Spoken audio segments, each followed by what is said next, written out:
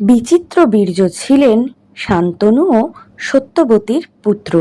তার বড় ভাই ছিলেন চিত্তরঙ্গদ। বড় ভাইয়ের মৃত্যুর পর বিচিত্রবীর্য হস্তিনাপুরের রাজা হন। বিচিত্রবীর্যের জন্য তার সৎ ভাই ভীম কাশী রাজ্যের 3 কন্যা অম্বা, অম্বিকা ও অম্বালিকাকে স্বয়ংবর থেকে অপহরণ করে নিয়ে আসেন। ভীম ছিল তার সৎ ভাই। অম্বা অন্যদিকে ভালোবাসতেন শৈল রাজাকে। অম্বা প্রার্থনা করাতে যে তার মন তিনি অন্য কাউকে দিয়েছেন তাকে ছেড়ে দেওয়া হয়।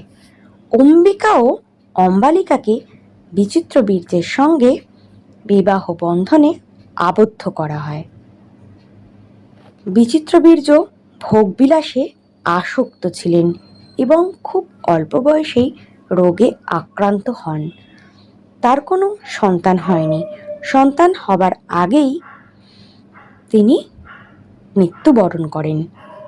বংশ রক্ষা করতে সত্যবতী মহর্ষি ব্যাসকে নিয়োগ করেন। এর ফলে জন্ম হয় ধৃতরাষ্ট্র, পাণ্ডু এবং বিদুর।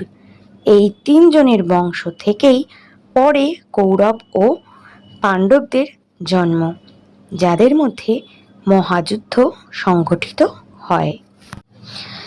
বিচিত্রবীর্য নিজে কোনো বড় যুদ্ধ বা কীর্তির জন্য বিখ্যাত নয়। তার খুব অল্প বয়সেই যক্ষ্মা ধরা পড়েছিল। যক্ষ্মার ফলেই তার মৃত্যু ঘটেছিল। তার মৃত্যুর পর ঘটে যাওয়া ঘটনাগুলি পুরো মহাভারতের কাহিনীর ভিত্তিতে অন্যদিকে মোড় নিয়েছিল।